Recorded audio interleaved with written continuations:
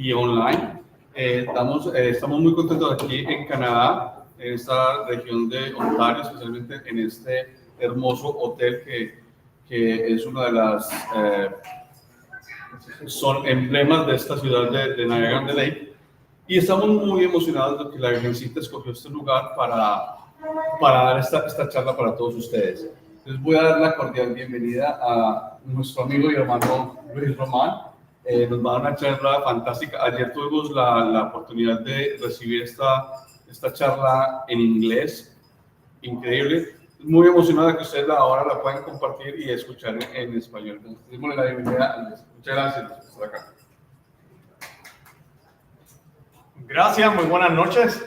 Gracias por estar aquí conmigo y con todos nosotros acá. Para mí es una emoción haber viajado hasta acá, hasta Canadá, mi primera visita en Canadá. Y pues anoche estuvimos compartiendo con un buen grupo y fue muy edificante el poder conocer tanta gente que uno jamás hubiese conocido si no estuviera en este apostolado. Así que les agradezco que estén aquí conmigo y que podamos hablar un poco de la Virgen de Guadalupe. La Virgen de Guadalupe, usualmente solamente conocemos la imagen, pero hay mucho más que decir sobre esta gran aparición. Y digo aparición en singular, pero realmente fueron apariciones que tuvo el vidente San Juan Diego. Y hablando de San Juan Diego, pues yo quisiera comenzar hablando de él, porque la canonización de San Juan Diego es clave para poder entender lo que la Virgen quiere hacer hoy, inclusive con esta aparición y con el mensaje que ella le da a Juan Diego. Estamos hablando de siglos atrás, pero en esta época que estamos viviendo hoy, sabemos que hay muchísimas cosas, y lo vamos a ver en unos minutos, muchísimas cosas similares que estuvieron sucediendo en Ciudad de México cuando Nuestra Señora del Cielo se le aparece a este gran santo. Y el 20 de julio del 2002, en la Ciudad de México, llegó el Santo Padre para la canonización de San Juan Diego. Millones de católicos mexicanos acudieron a la celebración, llenaron las calles y las plazas. Se reunieron para celebrar la canonización del primer santo indígena del hemisferio occidental y de la mujer cuya imagen ha cambiado el curso de la historia. La canonización de San Juan Diego fue uno de los momentos más importantes porque fue muy significativo no solo para América Latina o hispana y no solo para México, sino para todo el continente americano y para el mundo entero.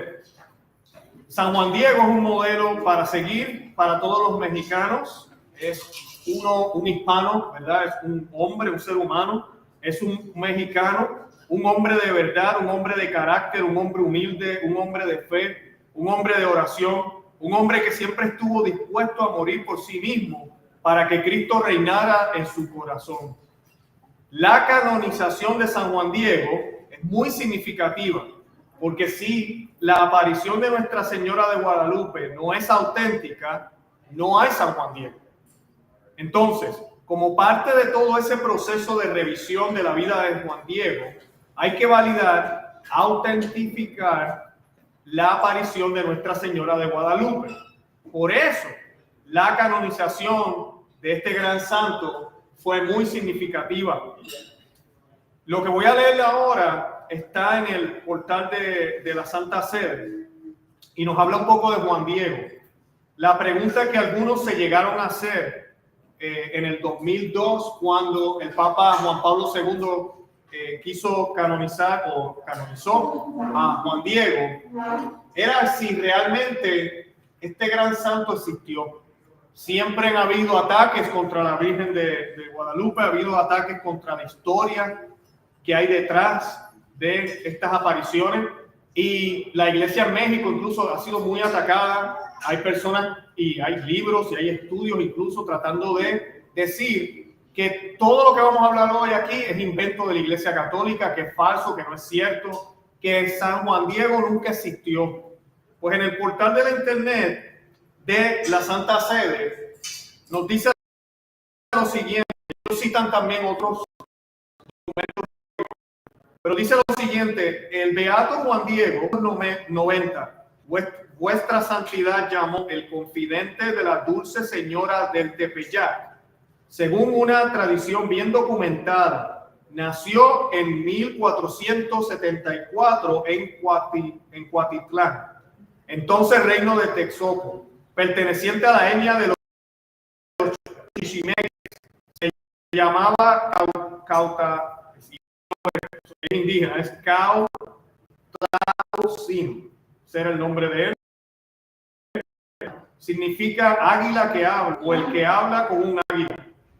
Ya adulto y padre de familia, atraído por la doctrina de los franciscanos, llegados a México en 1524, recibió el bautismo junto con su esposa María Lucía. Celebrado el matrimonio cristiano, vivió castamente hasta la muerte de su esposa, fallecida en 1529. Hombre de fe, fue coherente con sus obligaciones bautismales, nutriendo regularmente su unión con Dios mediante la Eucaristía y el estudio del catecismo.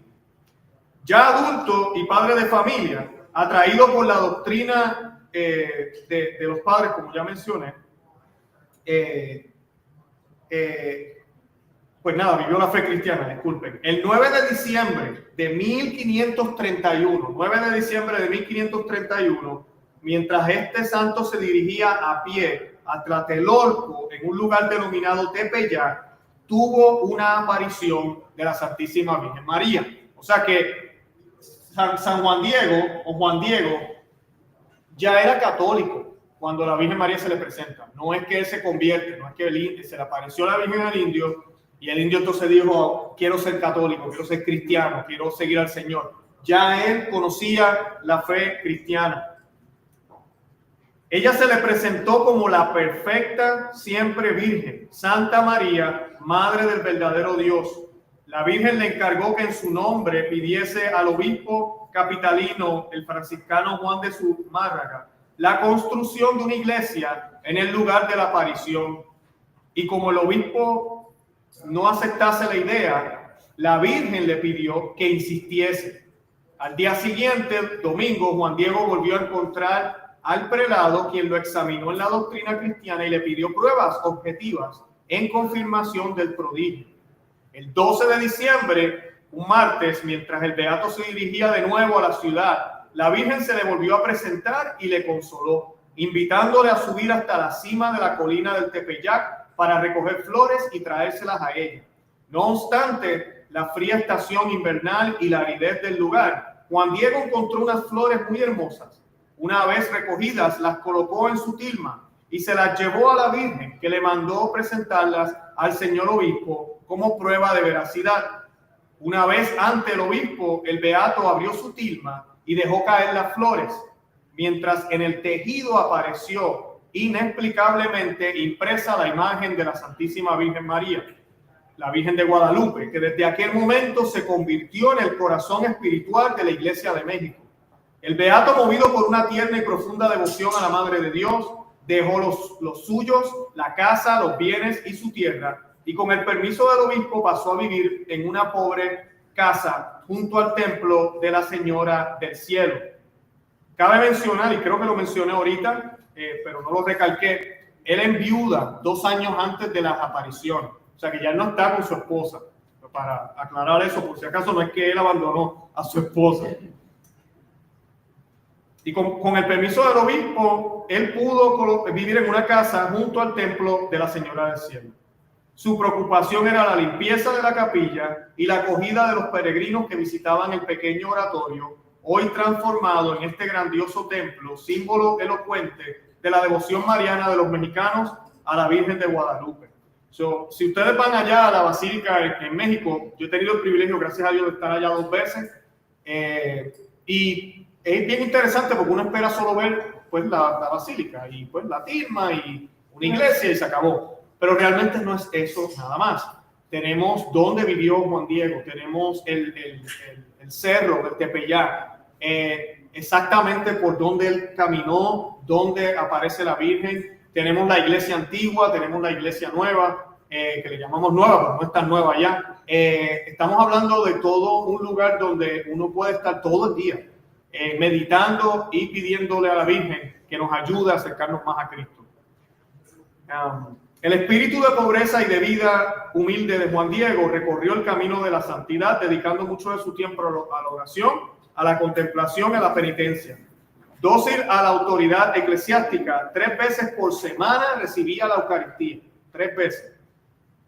En la homilía que vuestra santidad, estamos hablando del Papa Juan Pablo II, pronunció el 6 de mayo de 1990 en ese santuario, indicó cómo las noticias de él nos han llegado, elogian sus virtudes cristianas, su fe simple, su confianza en Dios y en la Virgen, su caridad, su coherencia moral, su desprendimiento y su pobreza evangélica, llevando una vida de eremita casi cerca de Tepeyac. Fue ejemplo de humildad. Juan Diego, laico fiel a la gracia divina, gozó de tal alta estima que entre sus contemporáneos, que estos acostumbraban decir a sus hijos, que Dios os haga como Juan Diego. Así que imagínense, hasta sus contemporáneos, la gente que vivió con él, ya veía el grado de santidad de Juan Diego.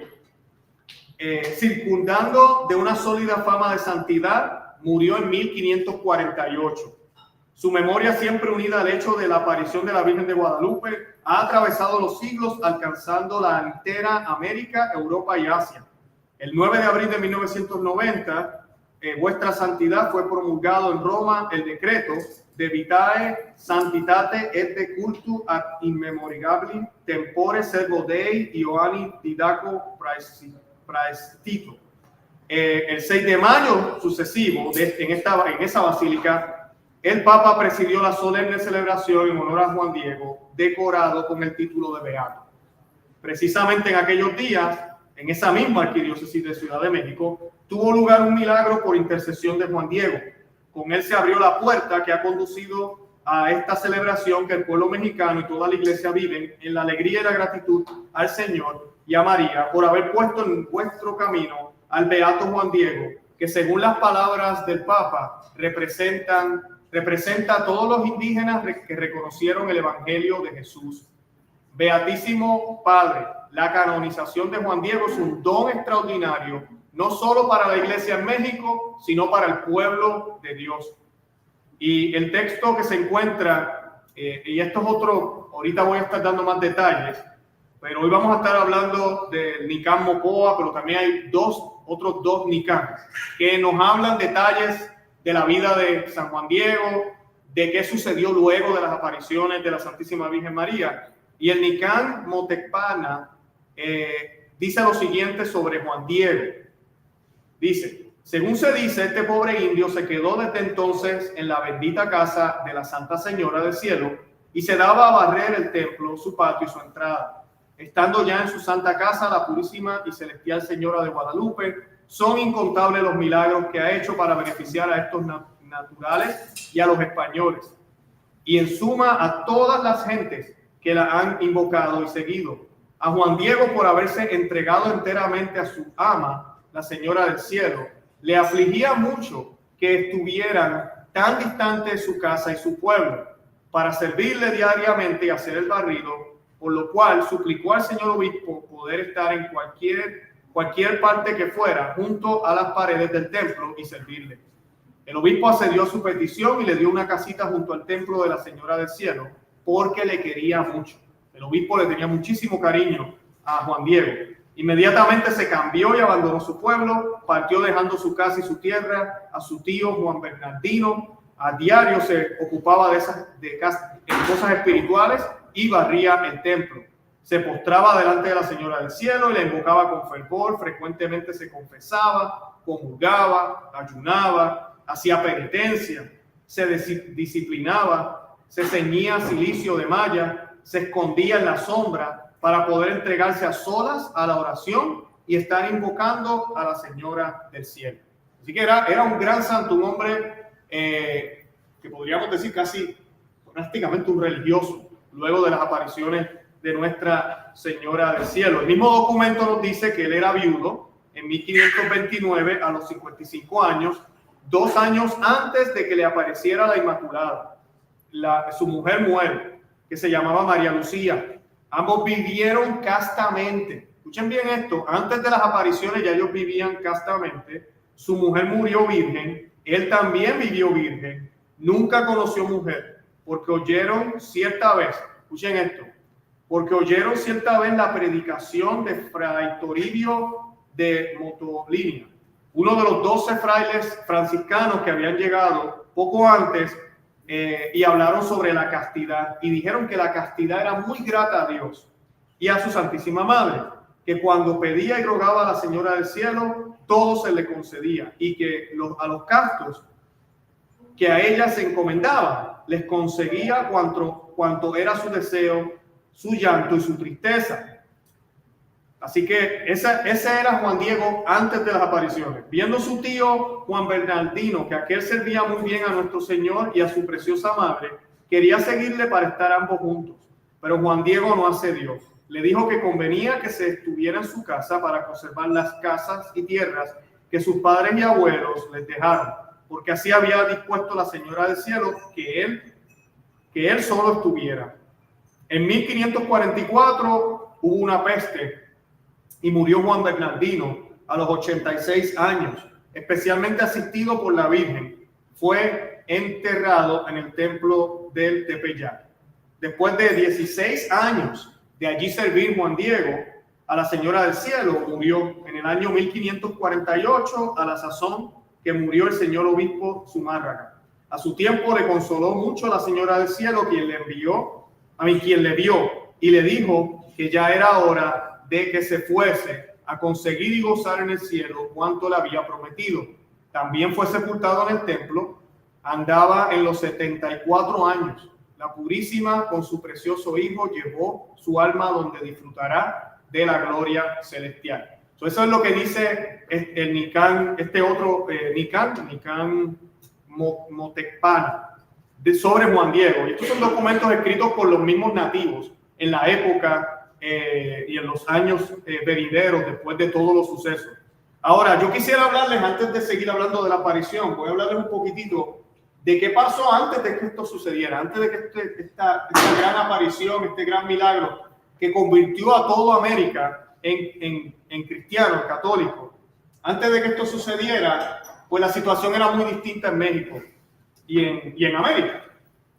Hernán Cortés llega a México, ¿verdad? Hernán Cortés. Cuando el conquistador español Hernán Cortés desembarcó en México en 1519, se encontró con un próspero imperio azteca que se extendía por toda la meseta central de México. Según una leyenda indígena, los dioses aztecas le dieron una señal que indicaría dónde debían construir su ciudad. La señal era que la ciudad sería construida en el sitio donde se observara un águila posado sobre un cactus devorando una serpiente. Eso que es un símbolo que vemos en los documentos mexicanos y en todo lo que sea de gobierno. En 1324 los aztecas fundaron una ciudad llamada Tenochtitlán, que para ellos era el centro del universo. Y esto es bien importante a lo que yo voy a hablar hoy. Centro del universo, Tenochtitlán, Ciudad de México, actual Ciudad de México. Para ellos era el centro del universo, el lugar donde el ciclo del universo se sustentaba con sacrificios humanos. Esto es lo que encuentra Hernán Cortés cuando llega a América. Yo siempre recomiendo la película de Mel Gibson. Si no conocen a Mel Gibson, pues La Pasión de Cristo, ¿verdad? De Mel Gibson, es de él es el director. Y él tiene una película que se llama Apocalipto, que si no la han visto se las recomiendo. La película no tiene nada obsceno, pero como él trata de presentar a los indígenas como eran, la gente sale un poco mostrando mucho, pero no muestran nada indecente, pero sí muestran bastante. Eso sí le tengo que dar esa advertencia. Pero la película es excelente, mostrando la realidad de América.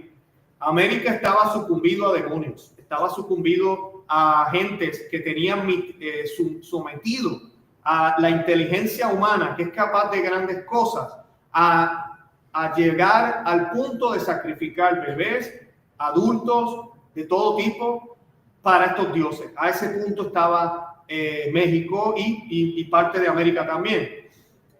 Y no fue hasta que llegaron los conquistadores, llega España, llega la Iglesia Católica, que esto cambia. Y cambia para bien.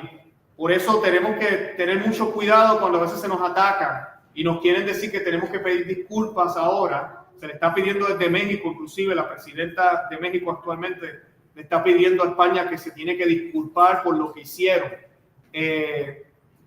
México no existiera si España no hubiese llegado. Esa es la realidad. Todos somos mestizos. Todas las Américas, especialmente Hispanoamérica. Estoy hablando de Hispanoamérica porque en el norte de América es otra cosa, ¿verdad? Otra historia. Pero la corona española siempre quiso que nos mezcláramos. Querían que todo fuera bueno. Yo no estoy diciendo que fue perfecto y hoy vamos a hablar de eso también porque hubieron cosas que algunos españoles no hicieron bien. Como todo tiempo. Al igual que el tiempo actual, en aquel tiempo había buenos católicos y había malos católicos también. Y entre los españoles había buenos católicos y había malos católicos también que no hicieron lo que tenían que hacer. Pero porque tengamos, por ejemplo, un Judas o porque tengamos un San Pedro que negó a Cristo 3 veces, yo no puedo decir que los apóstoles no hicieron el trabajo. Los 12 apóstoles, porque Judas fue reemplazado, hicieron un excelente trabajo.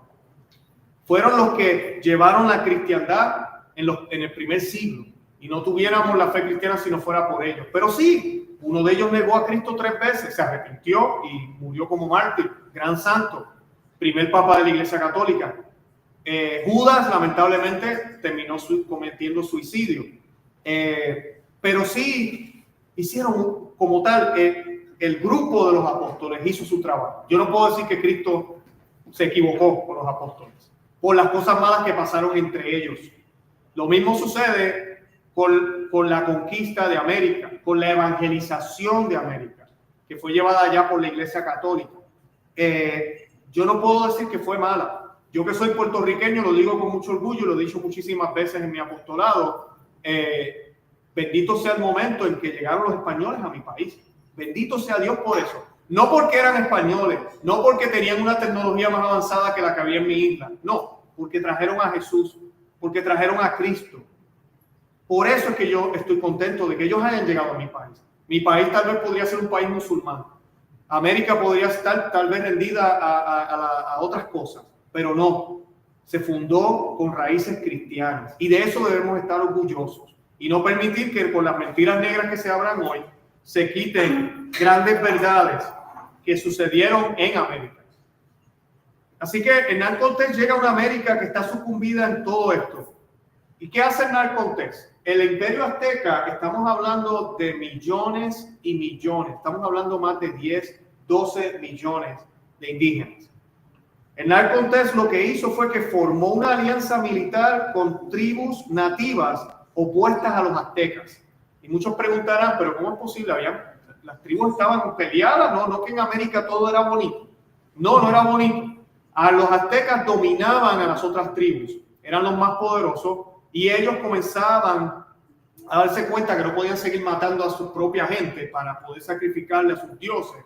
Comenzaron a cazar personas de las tribus vecinas, que eran un poco más pobres, eran más pequeñas. Entonces, de esa manera encontraban cómo poder seguir derramando sangre humana para estos demonios. Y Hernán Cortés se dio cuenta de eso, forma una alianza con estas tribus y sorprendentemente en tan solo 2 años, Hernán Cortés logra conquistar el Imperio Azteca. Esa es la razón por la cual lo logra.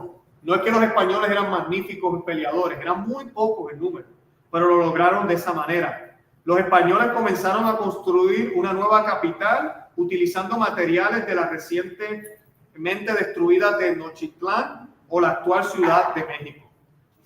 La primera etapa de la evangelización, ya cuando comienzan los misioneros a intentar convertir a los indígenas, fue una tarea muy ardua e incluso no tuvo mucho éxito al comienzo. Para entender el impacto dramático que Nuestra Señora de Guadalupe tiene en la población nativa o de los indígenas, hay que ponerse en el lugar del Imperio Azteca. ¿Qué sucedió? Pues fue un colapso total de lo que ellos habían vivido toda su vida. Lo que era la religión, como ellos la entendían. Ahora, después, estamos hablando de ancianos tal vez. Imagínense que usted ahora a sus 40, 50, en la edad que tenga, le digan que todo lo que usted cree y ha visto es falso. Aunque eso sea verdad, sigue siendo un impacto, sigue siendo un colapso, aunque sea verdad. Y usted lo crea, pero a la misma vez un colapso. ¿Cómo yo reconcilio todo lo que yo he hecho en mi vida? Pues esto fue lo que comenzaron a vivir estas poblaciones. Y todo el mundo lo tomó de maneras distintas. Tenemos que recordar el rostro horroroso de estos demonios, de estos dioses que ellos tenían y de esos sacrificios humanos que ellos llevaban. Tenemos que entender también la historia de lo que ya les mencioné, la guerra florida, en las que se libraban batallas para obtener prisioneros para el sacrificio. Entonces ahora, ¿cómo esperaban los pueblos nativos que fuera el Dios de los españoles, siendo ellos los vencedores? Para los indígenas, ver sus templos destruidos, sus ídolos, fue una catástrofe colosal. Esto los indígenas nunca lo habían visto y nunca lo habían vivido. Luego llega una plaga, para colmo, y la plaga sucede después. La plaga no sucedió durante la guerra. Por allá afuera hay muchos historiadores que están en contra de lo que pues, la iglesia ha hecho y tratan de decir que la razón por la cual España logra conquistar es porque llegó una enfermedad que trajeron ellos de España y de esa manera liquidaron a los indígenas. La enfermedad sí posiblemente vino de España, puede ser porque la mezcla de la raza, venir de otro país, los anticuerpos son diferentes, eso sí puede ser, pero sucedió después. Ya la batalla estaba ganada. Y cuando esto sucede, los números fueron bien drásticos. Estamos hablando de aproximadamente de 2 a 3.5 millones de nativos en México murieron de la varicela en ese momento.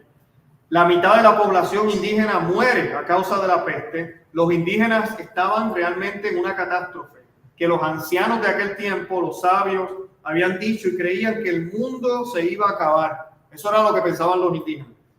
Ahora, yo quisiera hablarles del otro lado de la moneda, que es esta figura que les quiero presentar ahora, que es el obispo Juan de Zumárraga, que es uno de los importantes personajes de la historia de hoy, o de la historia que les estoy contando hoy. El obispo de Juan de Zumárraga, disculpen, era conocido como el protector de los indios. Él tomó muy en serio la responsabilidad de defender a los nativos de los crueles abusos llevados, como ya dije, por algunos españoles, malos católicos podríamos decir, que ya estaban tomando ventaja de los indígenas.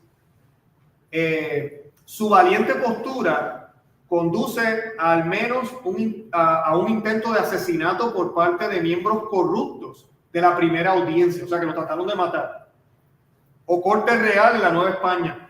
El obispo Zumárraga, enfurecido por los continuos abusos y frente a numerosas amenazas contra las vidas de sus compañeros sacerdotes, decide tomar medidas drásticas. En 1530 excomulgó a los miembros de la primera audiencia y abandona la Ciudad de México. Todo esto está sucediendo antes de que aparezca la Virgen. O sea que esto es un desastre. O sea, México está hecho un desastre. Se acabó la guerra, ganó España.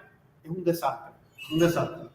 Él le dice a los sacerdotes esta frase que ven aquí en la pantalla. De esta manera dijo sacerdotes, le dijo a los sacerdotes de la Ciudad de México, desnuden los altares, consuman el santo sacramento, dejemos esta Ciudad de México, que esta ciudad se quede sin Dios. Todos los sacerdotes de la Ciudad de México tuvieron que abandonar la ciudad e ir a Texcoco.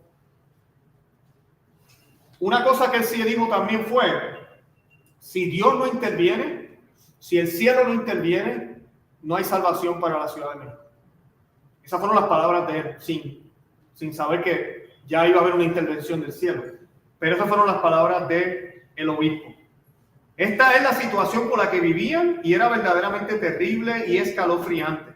El obispo Zumárraga escribió una carta al rey Carlos V detallando los muchos abusos llevados a cabo contra el pueblo indígena. La historia de lo que sucede después se transmite a través de los siglos por el hombre humilde que vivió este evento y que compartió ampliamente su encuentro. Ahora, el Nicán Mopoa, que es el documento que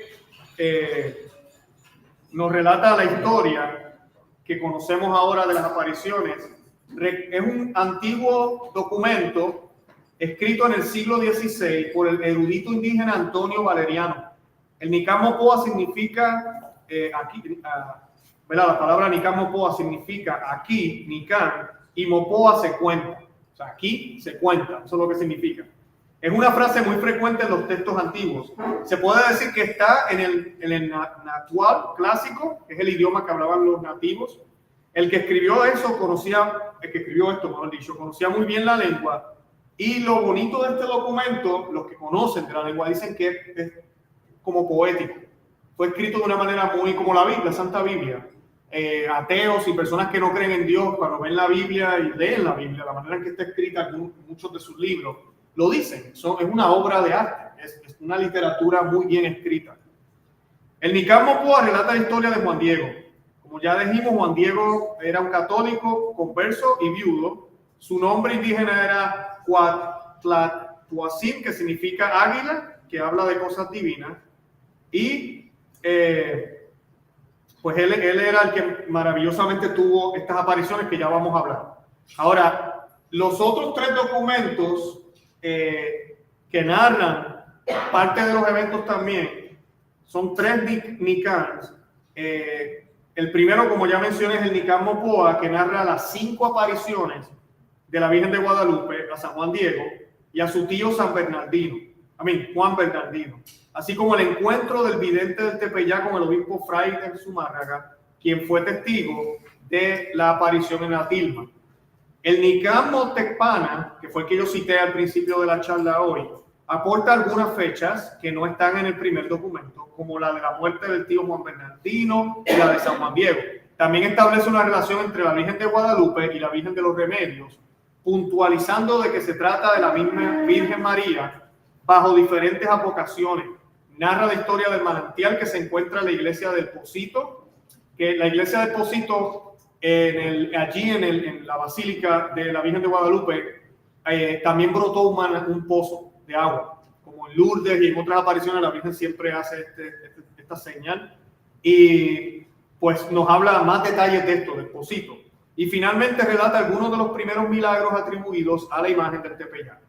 Este documento destaca que los protagonistas de ambas imágenes fueron indígenas, pues la escultura de los Remedios la encontró entre Magüeyes don Juan de Águila, quien la llevó a su casa en Totoltepec, y después dispuso un pequeño templo que con los años lo fueron ampliando hasta convertirse en el actual santuario.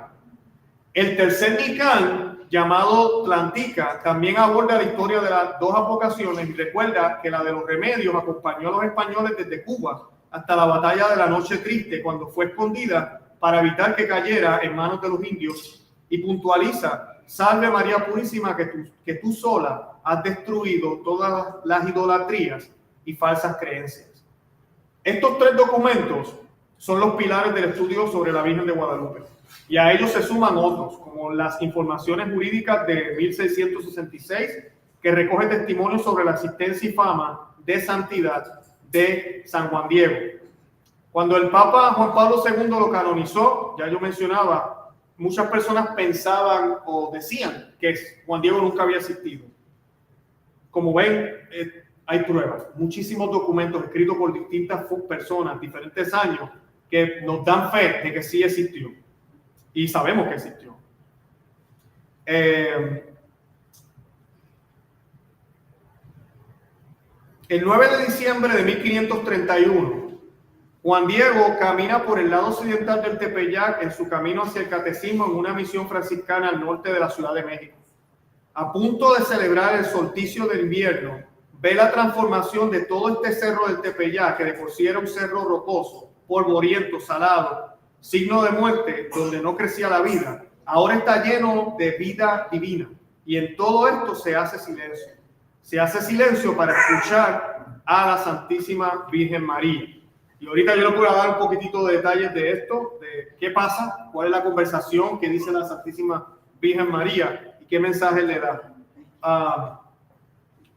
El santuario, esta foto que ven aquí, y esto es algo que yo aprendí hace poco, no tenía yo los números totalmente confundidos.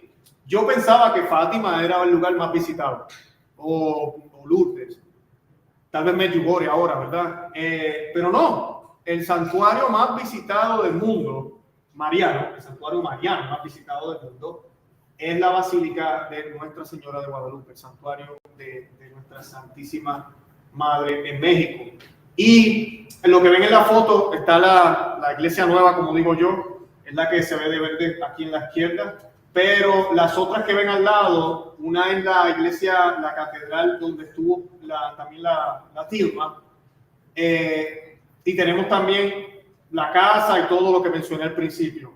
Ahora, se ve como un poquito virado porque en verdad está virado, está como si estuviera hundiendo, y es que se está hundiendo. México City es un pantano, y cuando uno va ahí, recuerdo estar con una de mis hijas, la pequeña, y la pequeña quedó impresionada al ver la iglesia así virada. Y que nos tomamos como 1000 fotos con la iglesia virada. Y ella me preguntaba, ¿y se va a hundir? Y yo, pues creo que sí, algún día, pero hoy no se va a hundir, no te preocupes. Y algunos de los sacerdotes que están allí siempre dicen en broma que es tremenda esa iglesia para hacer a las personas que se confiesen. Porque le dicen siempre, bueno, va a entrar ahí, usted nunca sabe si se va a hundir, así que venga, confiésese primero y después va a ir y mira la iglesia. Pero es muy hermoso, el lugar es precioso y como dije ya, hay muchísimo para ver y muchísimo para hacer. Obviamente lo más importante es ir y ver la tilma, que es una experiencia muy formidable, que ahorita vamos a hablar de ella con más detalles. Ahora, ¿cómo es posible que la tilma se conserve? Aquí pueden ver al Papa Francisco observando la tilma. Y parece que la está tocando, pero en realidad no la está tocando. También la tilma ahorita mismo está protegida por un vidrio.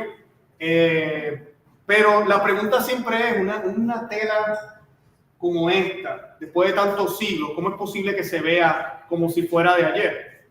Pues un estudio en 1946 de la Universidad Nacional Autónoma de México, disculpen, confirmó que la tilma está hecha de ixtle o fibra de ágave azote de la planta de cactus.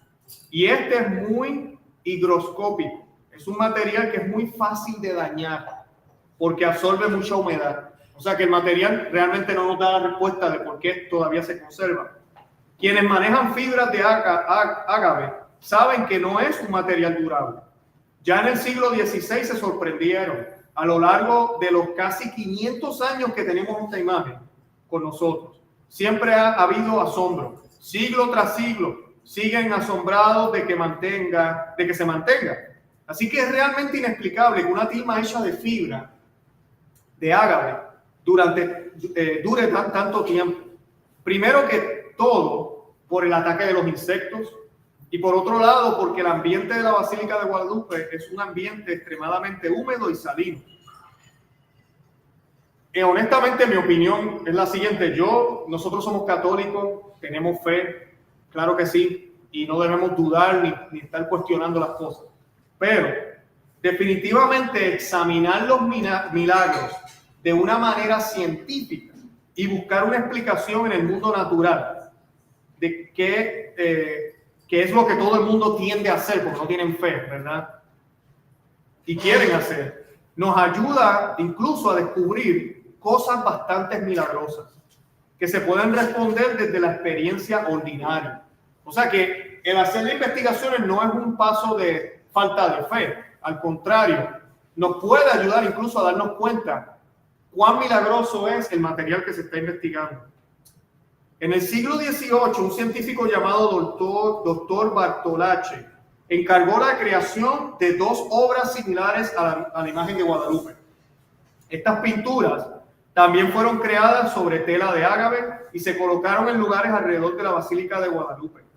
Él las colocó en distintas partes. Una fue colocada en lo que se llama el pocito, que les estaba hablando ahorita, se colocó ahí. Y la otra en el santuario de Santa María de Guadalupe. Pero dichas copias no duraron ni 10 años. Ni 10 años duraron, con el mismo material y todo, manifestando lo sorprendente de la incorruptibilidad de la imagen original. La supervivencia de la tilma es aún más asombrosa si se considera que estuvo completamente desprotegida durante más de un siglo. No como ahora, como se ve en la foto del Santo Padre, era al revés, estaba al aire libre, completamente al aire libre.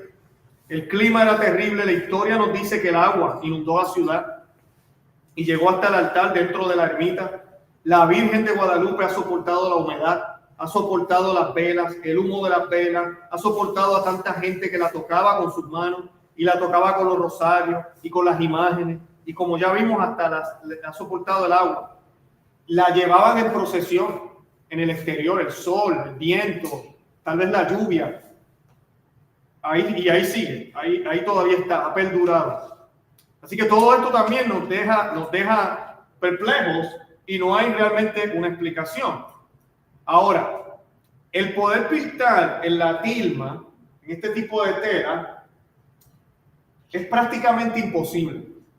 De la manera que podríamos decir que, y no es una pintura, pero podríamos decir que la imagen es una pintura, es imposible. Y les voy a decir por qué. Muchos aspectos de la imagen desafían la lógica y la ciencia. La tilma tiene una costura que corre por el centro, lo que hace que la tela sea una mala elección para el lienzo. Tiene una marca, podríamos decir, en el centro, que tal vez no la podemos ver ahorita en la foto, pero si yo soy pintor, la gente que sabe de arte, y buscan un óleo para hacer una obra, siempre se busca un óleo que esté bien, que no tenga marcas, que esté bien en buen estado, para yo entonces poder hacer la obra que quiero hacer. Eso pareciera que el cielo se equivocó, ¿verdad? Y escogieron un mal lienzo para la obra que quisieron hacer. Pero la respuesta es no. Los investigadores se asombran al descubrir que los mismos defectos de la tela, o sea, los defectos que ya estaban en la tilma, revelan la genialidad de la imagen. Lo maravilloso de la imagen de la Virgen de Guadalupe es que cada defecto de la fibra de la tela, que son defectos naturales, permanece en el lugar apropiado, como si el defecto también era parte de la obra, que estuviera ahí. En los labios de la Virgen hay un nudo, por ejemplo, que cuando uno mira la imagen le da volumen a los labios. Como una perversidad, los seres humanos tenemos volumen en los labios. Así que así se ve la Santísima Virgen María gracias al defecto que ya tiene la tilma de por sí. En la nariz se le ven las fibras y esas mismas fibras ayudan a tener este volumen que es imposible de calcular. Y cuando decimos imposible de calcular es que cuando uno pinta una obra, tú no pintas basado en el óleo, tú vas pintando la obra en lo que es. Así que bien, totalmente casi imposible poder calcularlo de esa manera. La tilma también carece de cualquier preparación o imprimatura, un paso necesario cuando se pinta sobre tela. Se necesita esa preparación, se necesita esa base de preparación para que los colores donde se pone el pincel se queden.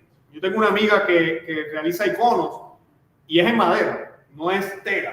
Y con todo eso hay que colocar una base para que la pintura no se absorba por la misma madera y se conserve. Y que yo pueda llegar a donde quiero llegar con el arte que estoy realizando. Pues en el caso de la tilma, eso no está. Eso no existe. No hay ninguna base ahí para que se quede la pintura. O sea que no hay una respuesta clara de cómo se quedó la pintura, podríamos decir, pero no es pintura, en la tilma. Y cuando vemos la imagen, realmente vemos la tela que se ve a través de los hilos. Porque si pones el pigmento del tipo de pigmento que quieres poner sobre una tela, lo que sucede es que como no tiene esa base de preparación, se escurre. Aquí no se escurrió. La falta de preparación se hace evidente con una constatación sorprendente. ¿Y cuál es ese hecho? La imagen aparece tanto en el frente como en el reverso de la tilma. Se ven idénticas en ambos lados de la tilma. Ahorita cuando estábamos viendo la imagen del Papa Francisco, yo estoy casi seguro que no es la parte del frente, porque la imagen de por sí está en alto. En la parte de atrás hay unas escaleras que muy poco a eso, obviamente el Santo Padre va a tener acceso a las escaleras. Y Juan Pablo II hizo lo mismo también. Y pues ahí ya ellos pueden arrodillarse, poder orar frente de la imagen de la reina. Yo traté de poder llegar allá con los contactos que tengo y no llego a ese nivel, no pude conseguir el favor, pero la imagen sí se ve idéntica por ambos lados. Eso sí es asombroso,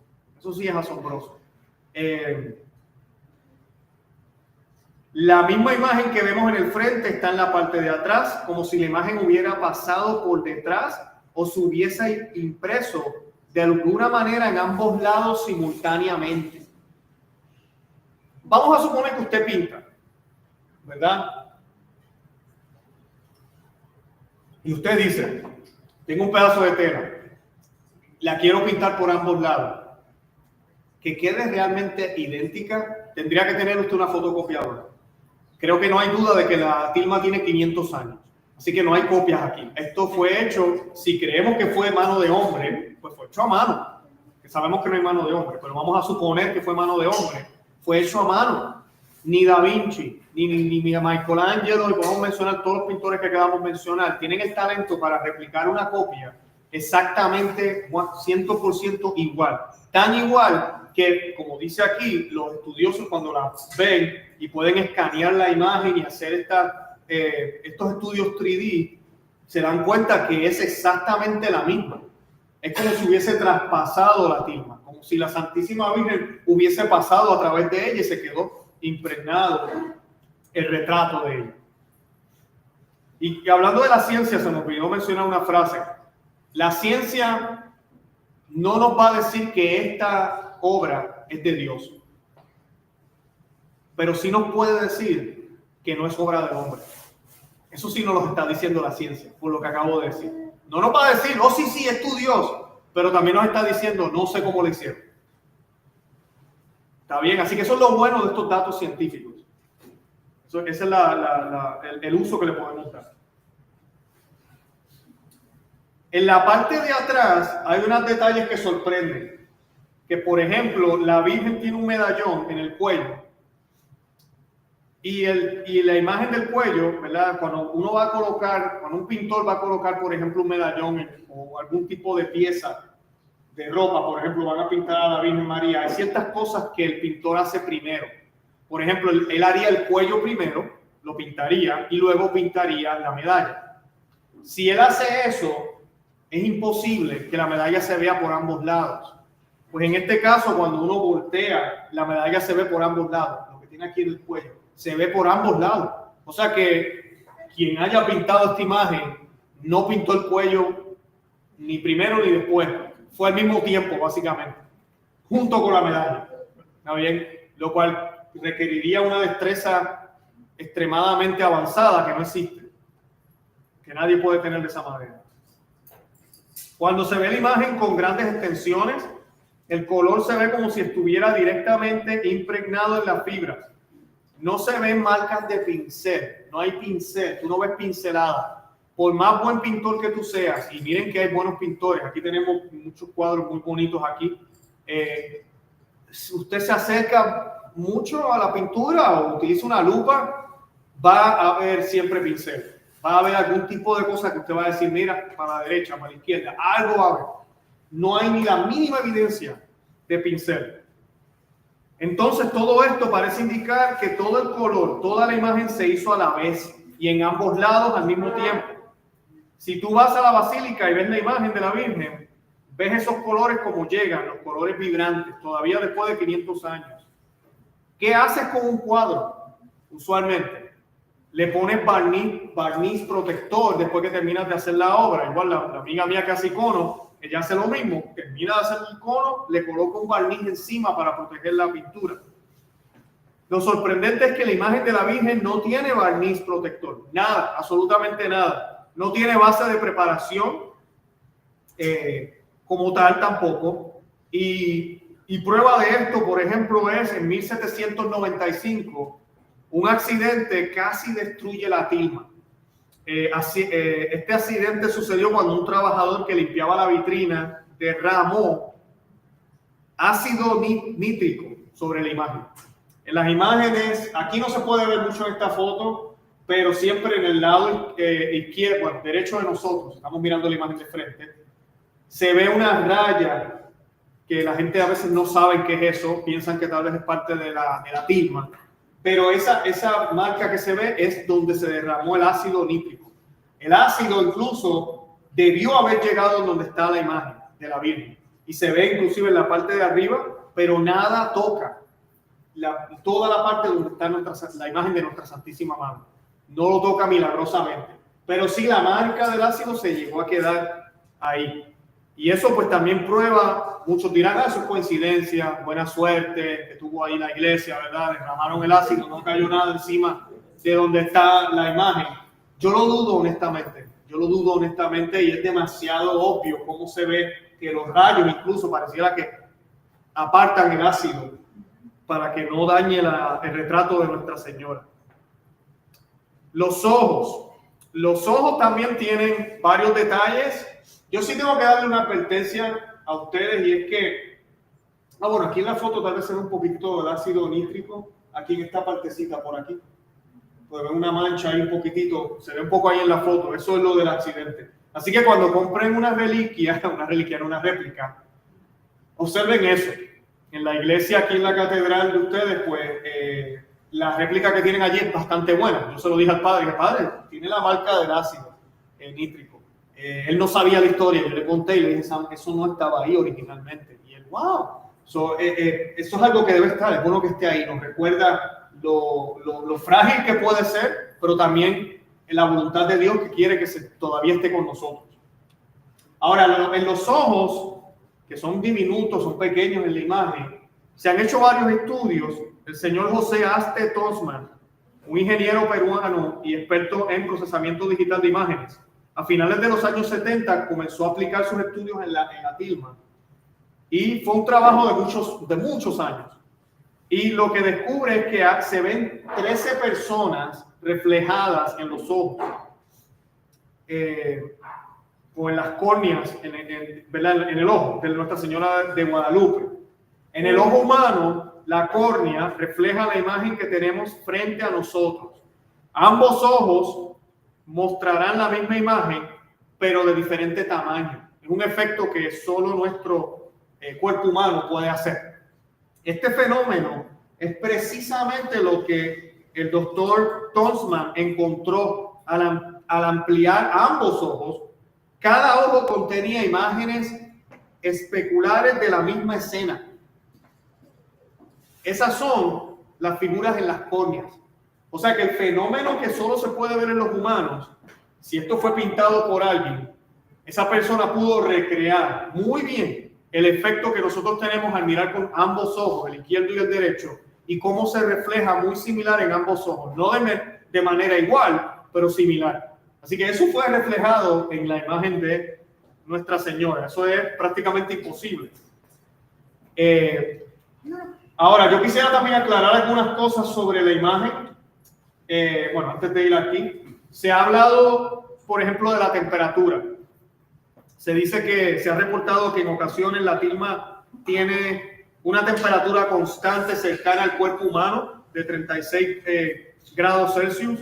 Sin embargo, el Instituto Superior de Estudios Guadalupano, que sí son los que tienen la autoridad dada por la Iglesia Católica, han desmentido a esa afirmación. Así que si han escuchado eso, yo lo he escuchado en algunos videos, he visto gente que ha hablado sobre eso, que la temperatura, pues no es cierto.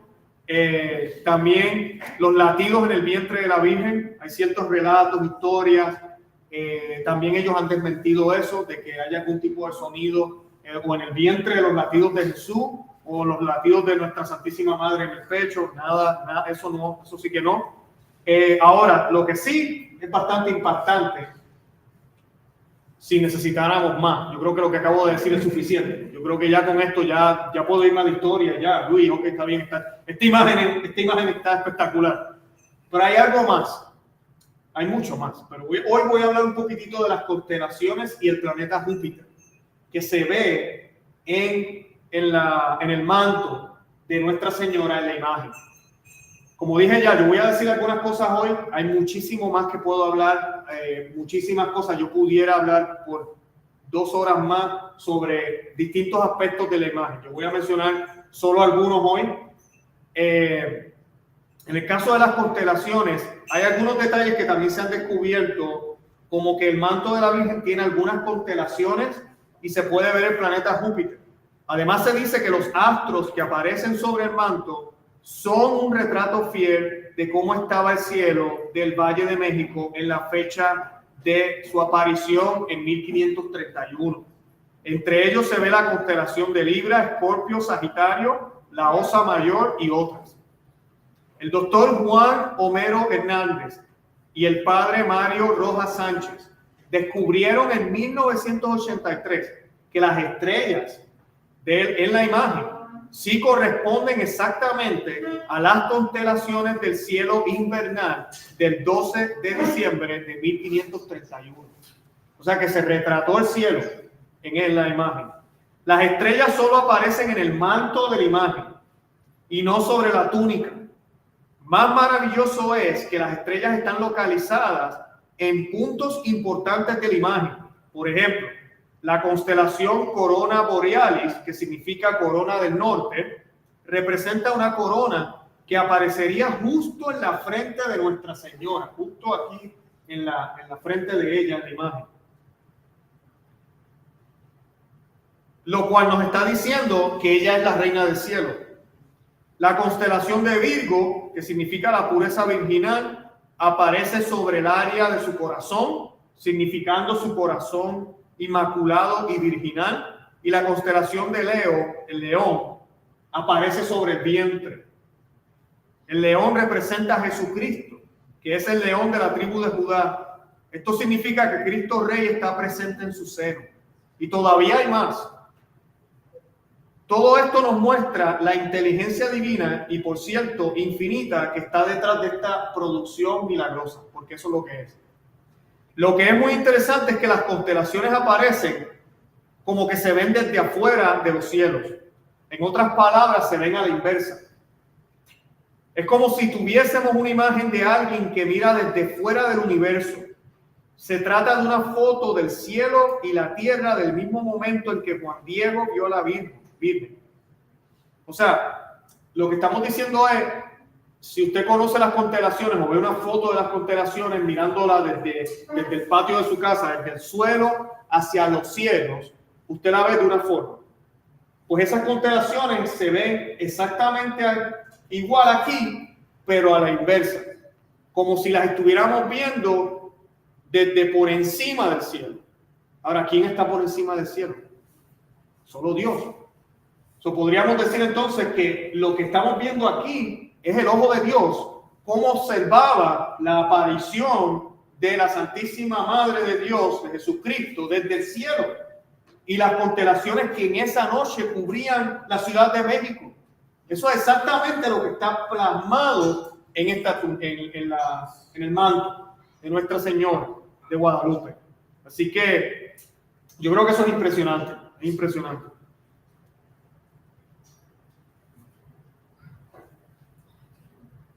Además de eso, en la túnica, ella tiene flores. Yo sé que aquí en la foto no se va a ver muy claro, pero si ustedes miran con calma la imagen de la Virgen de Guadalupe, ella tiene flores dibujadas.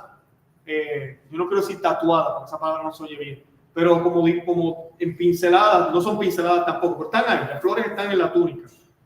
Esas flores están completamente ahí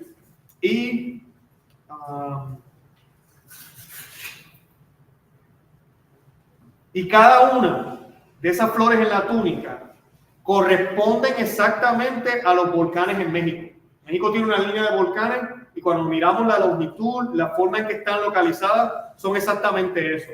En otras palabras, la parte inferior de la imagen milagrosa, que tiene muchas facetas en su manera de instruir y causar admiración, representa la tierra. O sea que el manto es la tierra y la túnica, el velo, disculpen, el manto, disculpen, es el cielo. El manto es el cielo, la túnica es la tierra. Es como ver, es una imagen del encuentro entre el cielo y la tierra cuando la Virgen se le apareció a Juan Diego el 12 de diciembre de 1531, capturada milagrosamente y que todavía sigue presente, como dijimos ya, en una fibra de cactus de casi más de 500 años. Más de 500 años. Todavía sigue ahí. Y a mí lo que me parece bonito de esto, cuando vemos esa combinación, tenemos el cielo, la tierra, todo en un mismo lugar. Cuando Dios interviene en las vidas de nosotros, eso tenemos que entenderlo, Dios quiere tener comunión con nosotros. Lo vemos en la Biblia con Moisés, cuando Moisés ve la zarza, el arbusto encendido con fuego, y dice la palabra de Dios que el fuego no consumía el arbusto, pero Dios estaba ahí, hablaba. Pues exactamente lo mismo. Tenemos aquí la reina del cielo, nos visita desde el cielo, Dios se hace presente, sabemos que el ojo de Dios está aquí, mirando, observando, porque es su voluntad, Dios es quien envía a la Santísima Virgen María. Y hay una perfecta comunión entre el cielo y la tierra. Esa comunión la tenemos también nosotros en la Eucaristía, cuando comulgamos, cuando vamos a la Santa Misa, tenemos esa comunión. Dios no quiere deshacerme a mí cuando comulgo, o deshacerte. Dios quiere tener comunión contigo, Él quiere hacerse uno contigo. Tampoco nosotros queremos, obviamente, estar por encima de esa comunión con Dios, sino que queremos ser uno con Él. Él con su esencia y yo con la mía. Él como creador y yo como creación. Él como padre y yo como hijo. Es perfecto, igual que cielo, tierra, madre, hijo, porque tenemos a Jesucristo también presente en este gran milagro. Tenemos todo eso en perfecta comunión, en perfecto orden. El color del manto, que es un azul verdoso, es asociado tradicionalmente con el color del cielo y es el manto de la Reina del Cielo, una representación bíblica de la Virgen María. Si nos vamos a Apocalipsis, capítulo 12, versículos 1, nos dice que apareció una reina o apareció una mujer en el cielo, vestida de sol, con los pies, en sus pies por encima de la luna o bajo sus pies la luna, ¿no? Claramente es la imagen de la Santísima Virgen de Guadalupe, muy similar, demasiado, poco distinta también en ciertos aspectos. También representa a la iglesia en Apocalipsis, tenemos varios otros aspectos ahí presentes en la palabra de Dios, pero sí, es la reina del cielo. Eso es exactamente lo que podemos ver aquí, o sea que el mensaje de esta imagen era para los nativos de aquella época poder entender quién realmente era Cristo, porque hay un código escondido en esta imagen que los indígenas pudieron entender, como por ejemplo el color turquesa simboliza realeza. Ya ellos al ver a esta imagen se dieron cuenta, es una reina, se dieron cuenta inmediatamente. Hay ciertas cosas que ellos comenzaron a darse cuenta de que había un mensaje escondido, pero también para los españoles, que muchos de ellos ya después de unos años habían perdido la fe. Fue otra vez una conversión para muchos de ellos, para los que habían perdido esa fe, como ya mencionaba al principio. El cinturón negro, que no lo vemos aquí en la imagen ahora, o el cinto, pues simboliza obviamente, y siempre se ha interpretado como un signo de embarazo. Lo curioso de esto es que el cinto o el cinturón también simbolizaba para los indígenas el embarazo. Cuando los indígenas vieron el cinturón alrededor de ella, rapidito se dieron cuenta, espérate, está embarazada. ¿Y embarazada de quién? Obviamente ya ellos van a hacer preguntas. Está vestida como un reina, pues entonces el hijo debe ser un rey. No hay más nada. Así que funcionan los reinados. Entonces ya la idea, no tenía que venir un franciscano a decirle, ella es la madre de Dios, ella es la madre de un rey. Ya ellos están viendo claramente el mensaje en la imagen, en la tilma. En español ustedes bien saben que tenemos la frase, ella está encinta. Es por eso mismo, por el cinto, ¿no? Y por llevar el cinto, que era algo que se acostumbraba a hacer. Las flores y los puntos dorados en su vestido han sido objetos de diversas interpretaciones. Una de ellas señalan que son las flores que representan el cerro de Tepeyá, cubierto de flores en diciembre. Eso era algo muy inusual en la temporada. Lo voy a hablar ahora con la historia de San Juan Diego y lo que sucedió ese día, pero definitivamente no hay duda de que tenemos aquí una imagen que, como dije ya, la ciencia no nos puede decir que viene de Dios, pero la ciencia nos está diciendo que no sé cómo pasó. Nos está dando clara evidencia de que no es normal lo que tú tienes aquí. No sé cómo lo hiciste, pero por lo menos los métodos naturales que conocemos con la ciencia no nos pueden explicar la existencia de esta imagen en una tilma tan frágil y tan antigua. ¿Bien? Así que creo que de eso no hay duda. Ahora, yo quisiera aprovechar unos minutos antes de ir terminando. Bueno, unos minutos no, voy a coger un poquitito. Tal vez unos 20 minutos. Pero voy a Voy a hablarles brevemente del Nicán Mopoa. ¿Y por qué quiero hacer eso? Porque ya hablamos de la imagen. Y hablamos de que, y creo que les mostré que la imagen tiene características que no son naturales. Y que esta imagen convierte a 9 millones de indígenas de la nada. Todo fue instantáneo. Dicen en las historias, si ustedes van a la basílica, hay pinturas de esto. Los sacerdotes, los franciscanos tuvieron que hacer cosas fuera de lo normal, porque eran miles y miles los indígenas que llegaban a las iglesias. Quiero bautizarme.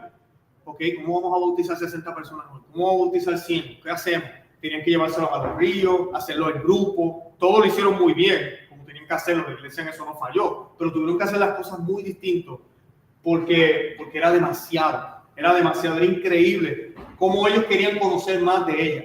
Y ya ahí entonces viene la evangelización ya con el catecismo y todo lo demás. Ahora, el Nicán Mopoa nos dice lo siguiente. Dicen, aquella sazón, en el año 1531, a los pocos días del mes de diciembre, sucedió que había un indito, un pobre hombre del pueblo. Su nombre era Juan Diego, según se dice, vecino de Cuatitlán, y en las cosas de Dios y en todo pertenecía a Taquitolco. ¿Y por qué le quiero leer esto? Porque después que ellos ven esta imagen, los indígenas, y los españoles también, obviamente, la imagen fue parte de una señal que la Virgen quiso darnos y que todavía tiene una validez y tiene un mensaje para nosotros hoy.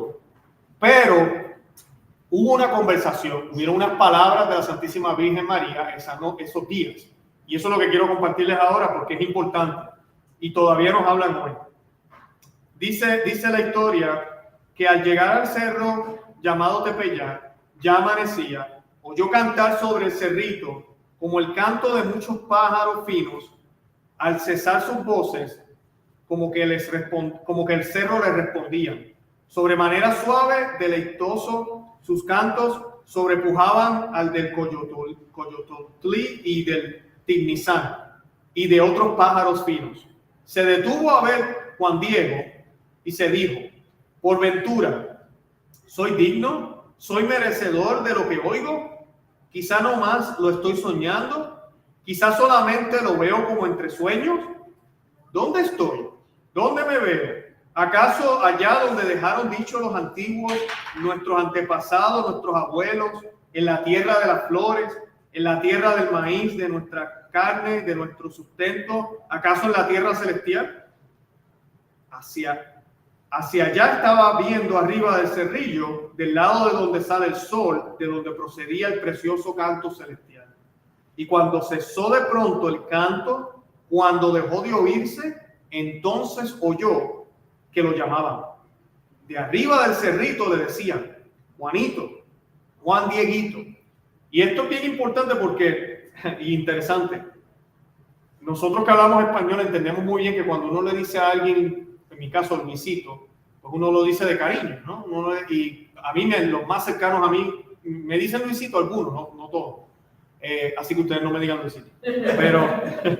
Pero la Virgen María, que te llame así, imagínense.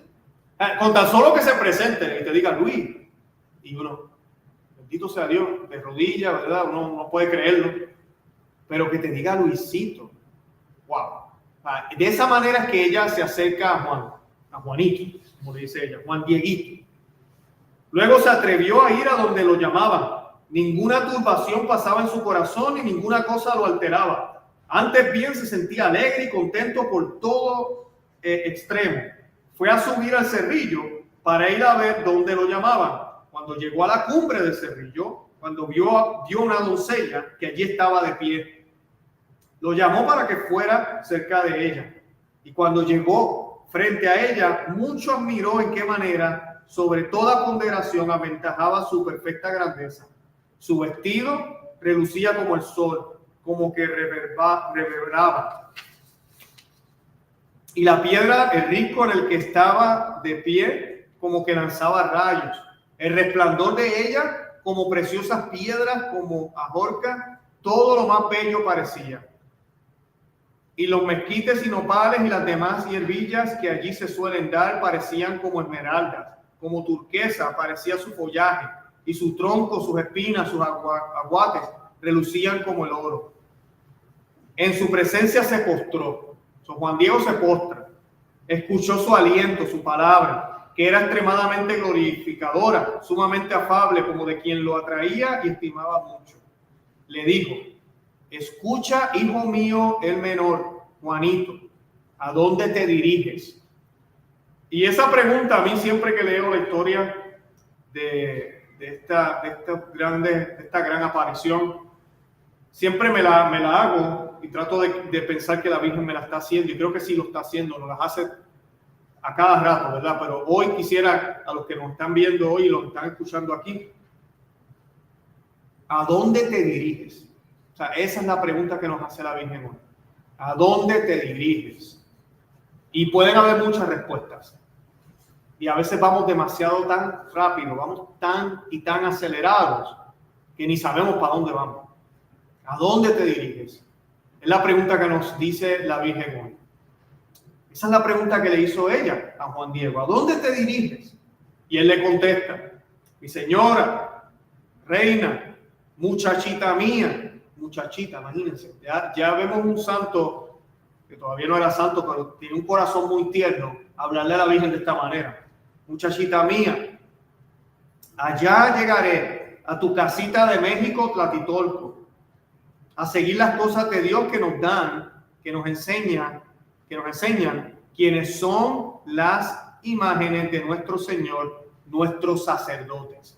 Y en ese párrafo, yo sé que a veces cuando vamos a las iglesias, ahora que va a ser 12 de diciembre, se hacen estos dramas, interpretan a Juan Diego, y casi siempre a Juan Diego lo ponen medio bobito y camina así medio gracioso y qué sé yo.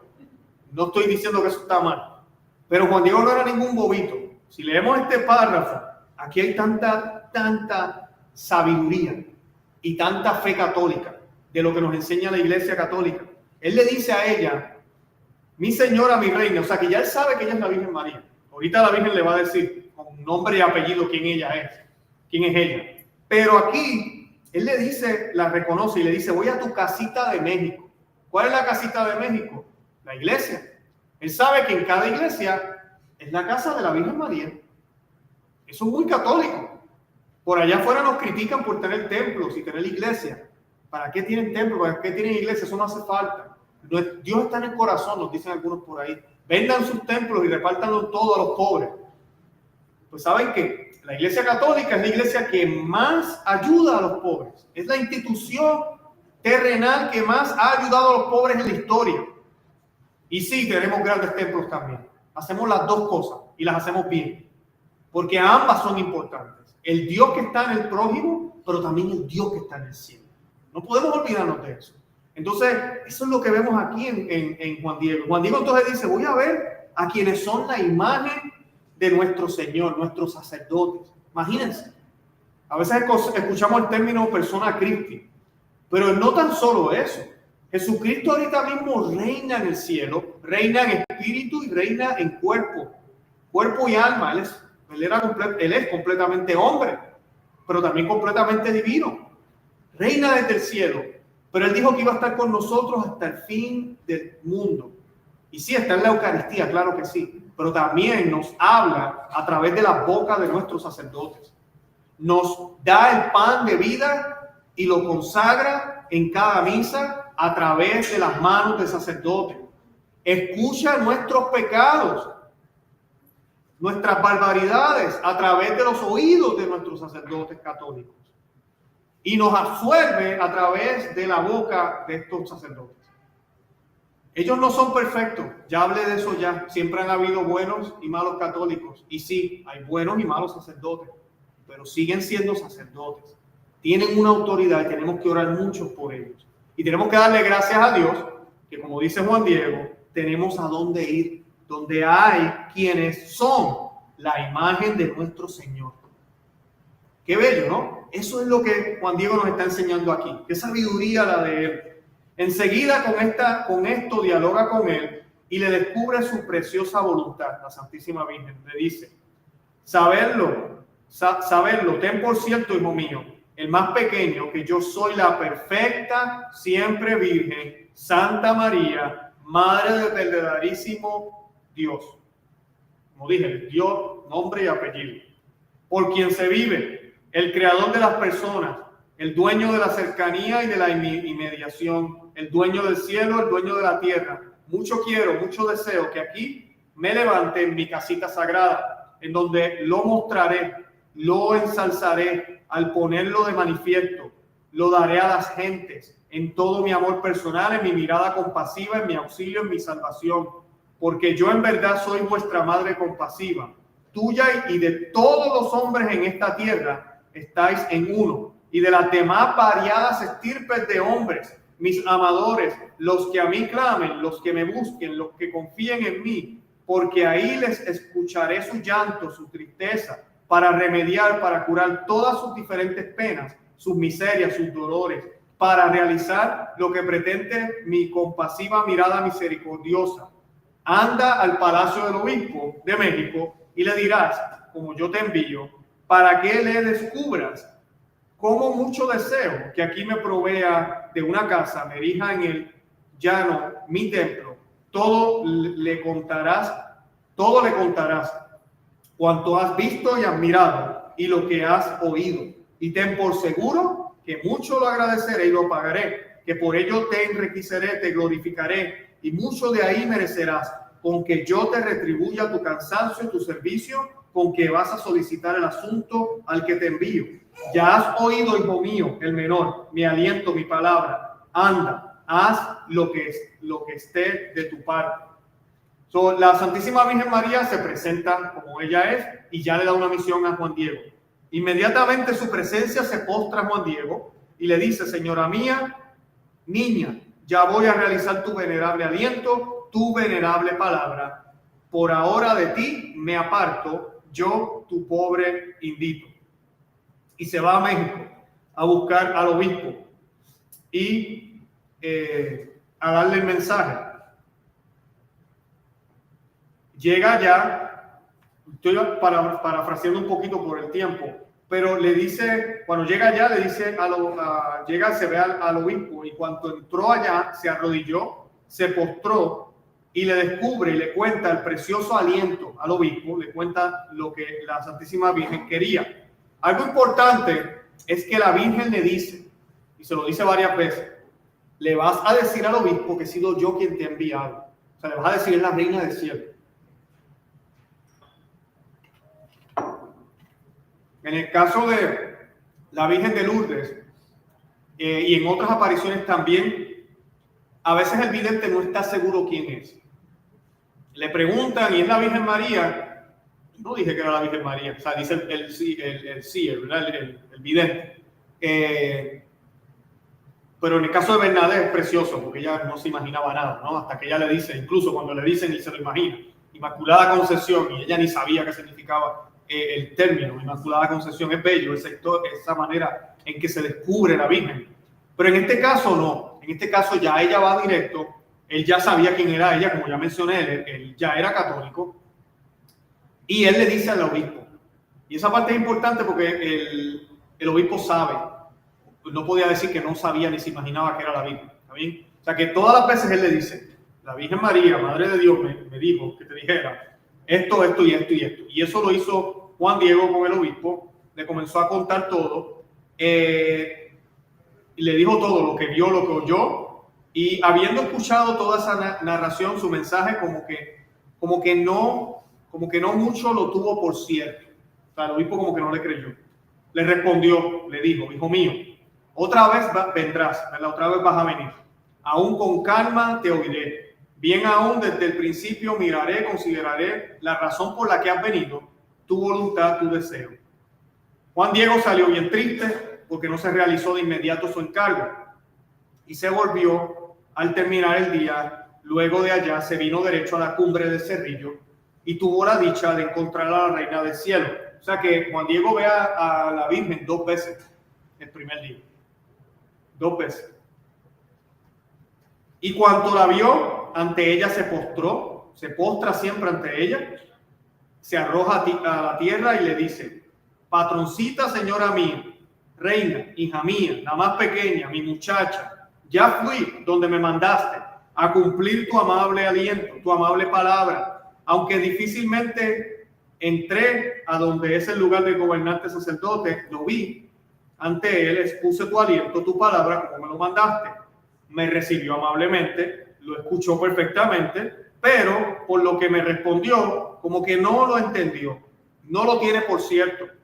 Me dijo, otra vez vendrás, aún con calma te escucharé, bien aún desde el principio veré por lo que has venido tu deseo, tu voluntad. Bien en ello miré, según me respondió, que piensa que tu casa que quieres que te hagan aquí, tal vez yo nada más lo invento, o tal vez no es de tus labios, le dice Juan Diego a la Santísima Virgen María. Y luego Juan Diego dice lo siguiente: mucho te suplico, señora mía, reina, muchachita mía, que a alguno de los nobles estimados, a alguien que sea conocido, respetado, honrado, le encargues que conduzca, que lleve tu amable aliento, tu amable palabra, para que le crean. Porque en verdad yo soy un hombre del campo, soy mecapal, soy parihuela, soy cola, soy ala, soy yo mismo necesito ser conducido, llevado a cuesta. No es lugar de mi andar, ni de mi detenerme allá a donde me envías, virgencita mía, hija mía, señora mía. Por favor, dispénsame. Afligiré con pena tu rostro, tu corazón, iré a caer en tu enojo, en tu disgusto, señora dueña mía. La perfecta Virgen María le responde, y yo leo esto y digo, diantre, ahora sí que la Virgen le va a dar 2 cantazos a Juan Diego, lo va a regañar. Y miren cómo le responde, dice, escucha, el más pequeño de mis hijos, ten por cierto que no son escasos mis servidores, mis mensajeros, a quienes encargué que lleven mi aliento y mi palabra para que efectúe mi voluntad.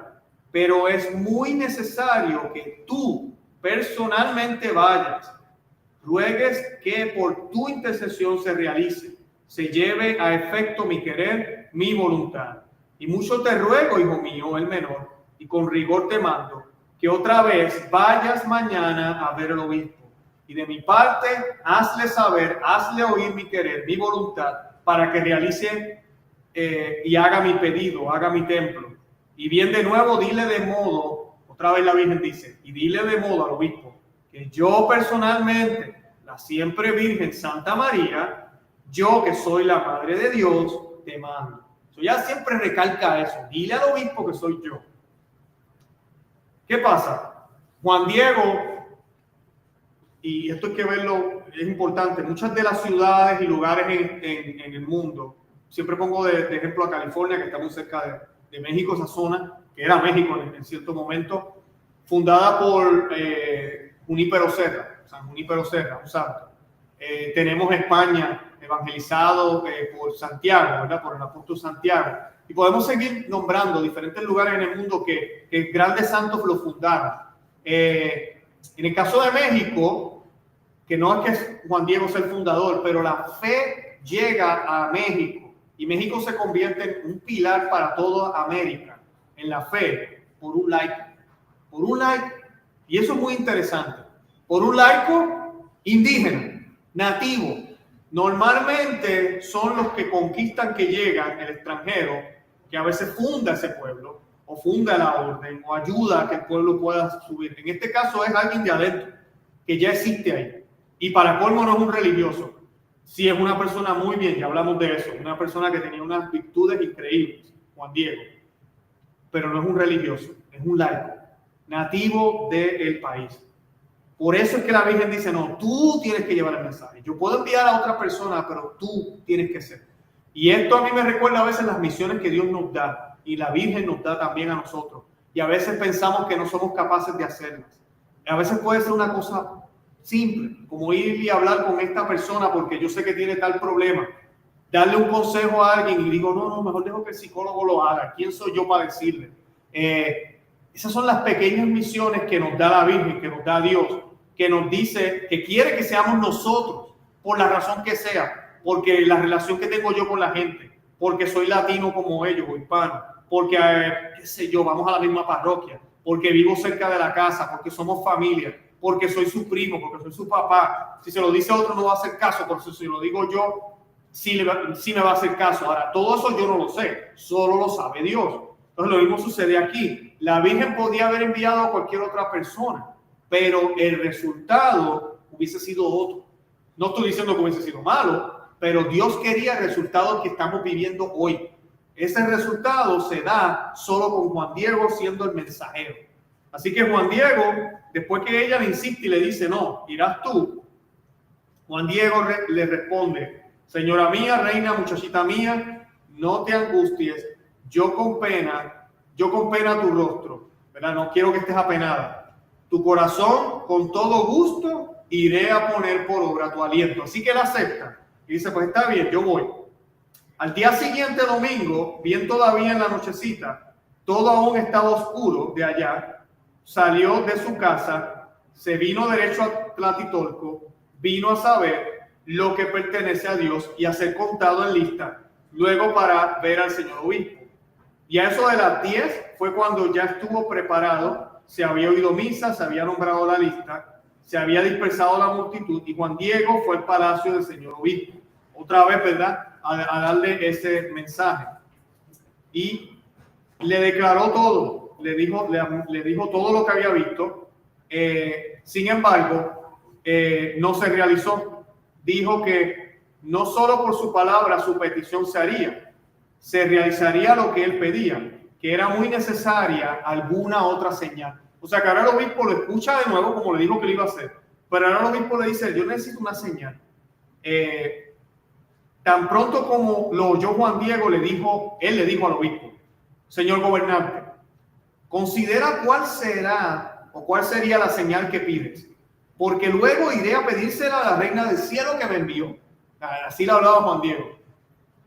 Y habiendo visto el obispo que ratificaba, o sea que se veía seguro Juan Diego, que nada vacilaba ni dudaba, lo despachó, lo dejó ir. Y en cuanto se viene, luego les manda a algunos de los sirvientes, algunos de los de su casa, para que siguieran a Juan Diego. Hay muchas leyendas sobre esta parte. Alguna gente dicen que, tradición dice que Juan Diego pasó por un puente y de momento desapareció. Y los servidores no saben dónde se fue, no lo pudieron encontrar. Pero realmente lo que yo pienso que sucedió es simplemente él estaba protegido por la Virgen María. Y la Virgen María no iba a permitir que llegaran a donde él iba a encontrarse con ella. De alguna manera él se escabulle, así de sencillo. Él va caminando y de momento lo perdieron. Los servidores del obispo se enojan mucho, van a donde el obispo y empiezan a hablarle mal de Juan Diego. Cosa que a mí no me extraña, porque no hay un solo servidor de la Virgen María que no sea difamado. No hay un solo servidor de Cristo que no lo persiga. Cuando uno está hablando de la verdad, mira que siempre van a decir cosas que no son ciertas de uno. Si usted está en las cosas de Dios y todo el mundo habla bien de usted, preocúpese. Tiene un grave problema. Y esto se lo digo a los laicos, se lo digo a los sacerdotes y a los obispos y a todo el mundo. Y no estoy hablando solo entre católicos. Es que se supone que en el mundo, si somos sal y luz, haya cierta resistencia. Y si yo supuestamente soy sal y luz y me llevo bien con la gente arcoíris y me llevo bien con el grupo tal que no es católico, posiblemente es porque yo no les estoy hablando de Cristo. Estoy hablando de otra cosa. Y esto es lo que sucede con Juan Diego. Juan Diego es un hombre humilde, va donde el obispo lo está respetando. El obispo le envía a estos servidores simplemente para confirmar. Yo no culpo al obispo, él está haciendo su trabajo. Y la iglesia tiene que hacer ese trabajo siempre de fiscalizar y estar seguro. Así que él está haciendo su trabajo, pero estos servidores que supuestamente le están sirviendo a la iglesia, le van con falsedades al obispo y difaman la imagen de este gran santo. Eso es lo que sucede. Y luego hacen otras cosas que vamos a hablar. Pero él llega a donde la reina, Nuestra Señora, y le dice, le cuenta que fue allá y le dijo, no, Nuestra Señora, Juan Diego llega allá. Entre tanto, Juan Diego estaba con la Santísima Virgen diciéndole la respuesta que traía el señor obispo, la que oía y por la cual la señora le dijo, Nuestra Señora le dijo, bien está, hijo mío, volverás aquí mañana para que lleves al obispo la señal que te ha pedido. Con esto te creerá y acerca de esto ya no va a dudar, ni te sospechará. Y sábete, hijo mío, que yo te pagaré tu cuidado y el trabajo y cansancio que por mí has emprendido. Ea, vete ahora, que mañana aquí te aguardo. Esto fue el domingo. Al día siguiente, lunes, acuérdense, todo empezó sábado 2 veces, el domingo se ven de nuevo, y el lunes ella le dice que vuelva. Al día siguiente, lunes, cuando debía llevar Juan Diego alguna señal para ser creído, no volvió. Y algunos dirán, ¿cómo va a ser? No volvió. Porque cuando fue a llegar a su casa, su tío, de nombre Juan Bernardino, se le había sentado la enfermedad y estaba muy grave. Muy grave. Aún fue a llamarle al médico, aún hizo por él, pero ya no era tiempo. Ya estaba muy grave, a punto de morir. Y cuando anocheció, le rogó su tío que cuando aún fuera de madrugada, cuando aún estuviera oscuro, saliera a llamar a Tlatelolco, algún sacerdote, para que fuera a confesarlo, para que fuera a prepararlo, porque estaba seguro de que ya era el tiempo, ya era el lugar de morir. Y el martes, entonces Juan Diego espera a que ya sea de madrugada, ¿verdad? El lunes para martes. Y el martes, siendo todavía muy de noche, de allá vino a salir de su casa. Ya estamos en el 12 de diciembre. Juan Diego a llamar al sacerdote a Tlatelolco. Y cuando se acerca al lado del cerrito, donde termina la sierra, se empezó a decir a sí mismo, si me voy derecho por el camino, me voy derecho por el camino, dice. No vaya a ser que me vea esta señora y seguro, como antes, me detendrá para que le lleve la señal al gobernante eclesiástico como me lo mandó. Que primero nos deje nuestra tribulación, que antes yo llame deprisa al sacerdote religioso. Mi tío no hace más que aguardarlo. O sea que, y esto nos pasa a nosotros, buscamos excusas a veces y decimos, es que yo tengo esta situación. Déjame resolver esto primero y luego, Señor, yo voy a hacer esto. De seguro ya me convenciste. Ese es mi apostolado. Lo voy a hacer, pero yo lo hago ahorita. Y tratamos de irnos por otro camino. Y esto nos pasa a veces en la vida a nosotros también. El cielo a veces interviene, ¿no? Dice, enseguida le dio la vuelta al cerro Juan Diego, subió por el medio y de ahí, atravesando hacia la parte oriental, fue a salir para rápido ir a llegar a México para que no lo detuviera la reina del cielo. Piensa que por donde dio la vuelta no lo iba a poder ver la Virgen, la que perfectamente a todas partes está mirando, obviamente. Pero este es Juan Diego actuando humanamente. La vio como vino a bajar de sobre el cerro y que de allí lo había estado mirando de donde antes lo veía. Le vino a salir al encuentro, a un lado del cerro, le vino a atajar los pasos. Le dijo la Virgen, ¿qué pasa, el más pequeño de mis hijos? ¿A dónde vas? ¿A dónde te diriges? Otra vez la misma pregunta. ¿A dónde vas? ¿A dónde te diriges? Y es que nos las hace siempre, de nuevo. Y él, tal vez un poco apenado, quizás avergonzado, tal vez de ello se espantó, se puso temeroso. Yo hubiese estado extremadamente avergonzado. En su presencia se postró, la saludó y le dijo, y aquí entra otra vez este amor que tiene Juan Diego y sabiduría. Mi jovencita, hija mía, la más pequeña, niña mía, ojalá que estés contenta. ¿Cómo amaneciste? Uno dice, pero ven acá, Juan Diego, ¿qué pasó aquí? Dice, ¿acaso sientes bien tu amado cuerpecito? Señora mía, niña mía.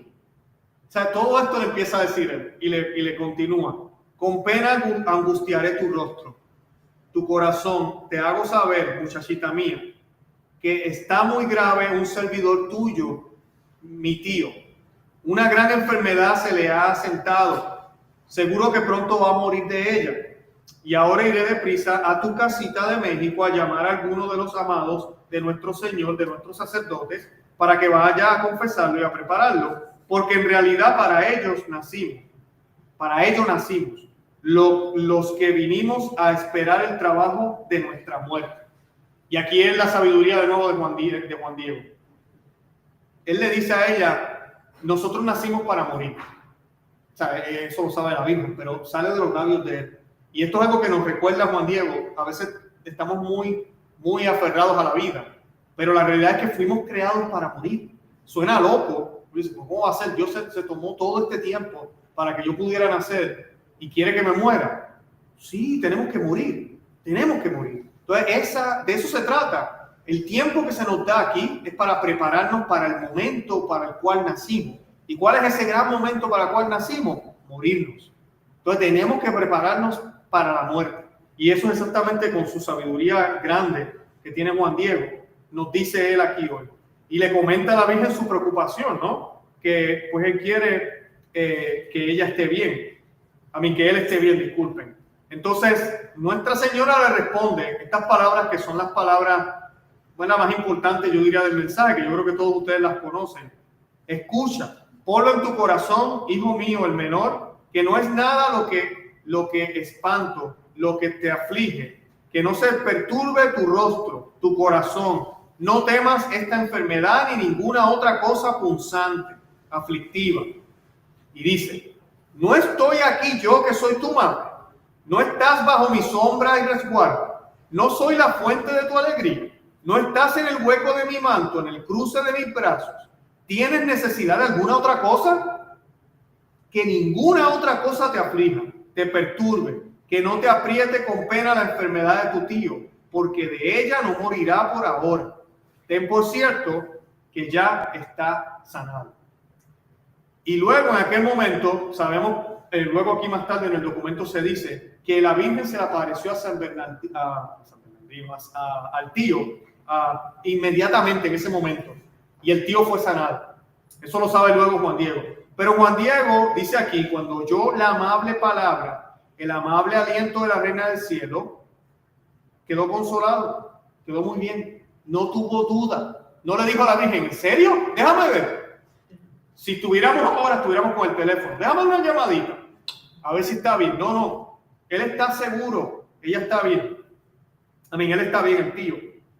Y la reina luego le mandó a que subiera al cerrillo, en donde antes le veía. Le dijo, sube, hijo mío menor, al cerrillo, donde me vistes y te di órdenes. Allí vas a ver variadas flores, córtalas, reúnelas, ponlas todas juntas, luego vas aquí, tráelas en mi presencia. Y Juan Diego hizo lo que ella le pidió. Allá él vio diferentes flores, era algo pues milagroso lo que él estaba viendo. Las cortó, las puso todas en el hueco de su tilma, las recogió con la tilma y las llevó a donde la Virgen María las acomodó de cierta manera y le dijo, mi hijo menor, estas diversas flores son la prueba, la señal que llevarás al obispo. De mi parte le dirás que vea en ellas mi deseo y que por ello realizaré mi querer, mi voluntad. Y tú, que eres mi mensajero, en ti absolutamente se deposita la confianza. Y mucho te mando con rigor que nada más a solas en la presencia del obispo extiendas tu ayate, o la tilma, se llama ayate también, y le enseñes lo que llevas. Y le contarás todo puntualmente y le dirás que te mandé que subieras a la cumbre del cerrito a cortar flores y cada cosa que viste y admiraste, para que puedas convencer al gobernante sacerdote, para que luego ponga lo que está de su parte, para que se levante mi templo que le he pedido. Y en cuanto le dio su mandato, la celestial reina vino a tomar la calzada y se fue derecho a México. Allá, estos hombres que lo habían molestado anteriormente comenzaron a tratar de ver lo que él tenía. Ellos llegan a ver, Juan Diego les deja ver un poquitito para que lo dejen en paz. Y ellos se dan cuenta que tiene flores y que esas flores son hermosas. No las ven completamente, pero ven algo. Y pues van a donde el obispo, le dejan saber y por fin él puede verse de nuevo con el obispo. Le dijo, señor mío gobernante, ya llevé a cabo según me mandaste. Acuérdense que el obispo le dijo, necesito una señal. Y aquí lo que vemos es la verdadera obediencia que debemos tener en la iglesia. Hay un orden. Y la Virgen incluso se somete a ese orden, porque fue el orden que su hijo estableció. Es un orden que Dios colocó. Y él va allá y le dice, así fui a decirle a la señora, mi ama, la niña celestial Santa María, la amada Madre de Dios, que pedías una prueba para poder creerme, para que le hiciera su casita sagrada en donde te la pedías y que se la levantaras. Y también le dije que te había dado mi palabra de venir a traerte alguna señal. Y escuchó bien tu aliento, tu palabra, y recibió con agrado tu petición de la señal. Y ahora, cuando era todavía de noche, me mandó para que otra vez viniera a verte. Y le pedí la prueba para ser creído, según había dicho, que me la daría inmediatamente, y así lo hizo, lo cumplió. Y me mandó a la cumbre del cerrito, ¿verdad? Le cuenta todos los detalles de cómo él obtuvo las flores. Aunque bien sabía yo que no es lugar donde se ven flores, la cumbre del cerrito, porque solo hay abundancia de riscos, abrojos, no dudé por ello, no vacilé. Cuando fui a llegar a la cumbre del cerrito, miré que ya era el paraíso.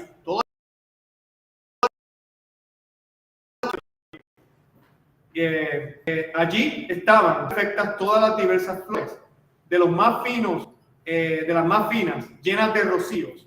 Y me dijo que de su parte te las diera, ya que así yo probaría que vieras la señal que le pedías para realizar su amada voluntad.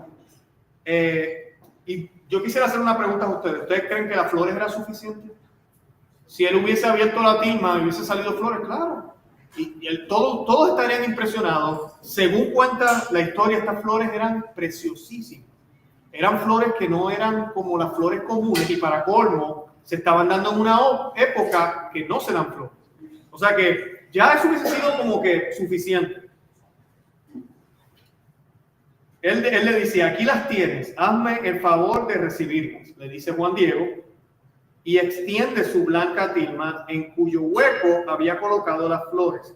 Y así como cayeron al suelo todas las variadas flores preciosas, luego allí se convirtió en señal, se apareció de repente la amada imagen de la perfecta Virgen, Santa María, Madre de Dios, en la forma y figura en la que ahora está, que la hemos visto en la imagen. En donde ahora es conservada en su amada casita, en su sagrada casita en el Tepeyac. Y en cuanto la vio el obispo gobernante y todos los que allí estaban, se arrodillaron mucho y la admiraron. Se pusieron de pie para verla, se entristecieron, se afligieron, suspenso el corazón, el pensamiento.